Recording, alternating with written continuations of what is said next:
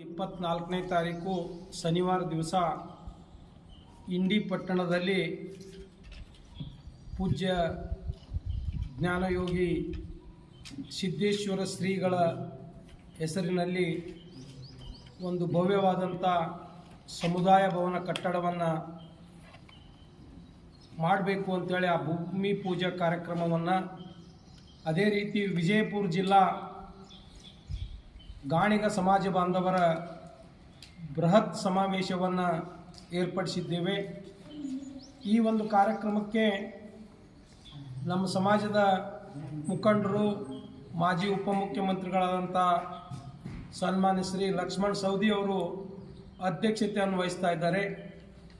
ಅದೇ ರೀತಿ ಇಂಡಿಯ ಜನಪ್ರಿಯ ಶಾಸಕರಾದಂಥ ಶ್ರೀಯುತ ಯಶವಂತರಾಯ ಗೌಡ ಪಾಟೀಲರು, ಬಾಗಲಕೋಟೆ ಲೋಕಸಭಾ ಸದಸ್ಯರಾದ PC ಗದ್ದಿಗೌಡರು ಭೂಮಿ ಪೂಜೆ ಕಾರ್ಯಕ್ರಮವನ್ನು ನೆರವೇರಿಸಿಕೊಡ್ತಾ ಇದ್ದಾರೆ.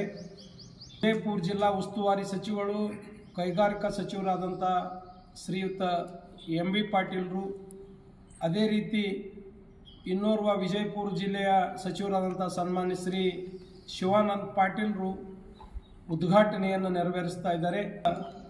ರಮೇಶ್ ಜಿಗಜಿಣಗಿ ಅವರು ಪೂಜ್ಯ ಶ್ರೀಗಳ ಭಾವಚಿತ್ರಕ್ಕೆ ಪುಷ್ಪಾರ್ಚನೆ ಕಾರ್ಯಕ್ರಮ ಅಂತ ಹೇಳಿ ಇಟ್ಕೊಂಡಿದ್ದೇವೆ. ಇದರ ಜೊತೆಗೆ ವಿಜಯಪುರ ಜಿಲ್ಲೆಯ ಇನ್ನುಳಿದ ಎಲ್ಲ ಮತಕ್ಷೇತ್ರದ ಶಾಸಕರು ಅದರಲ್ಲಿ ಕಾರ್ಯಕ್ರಮದಲ್ಲಿ ಪಾಲ್ಗೊಳ್ತಾ ಇದ್ದಾರೆ.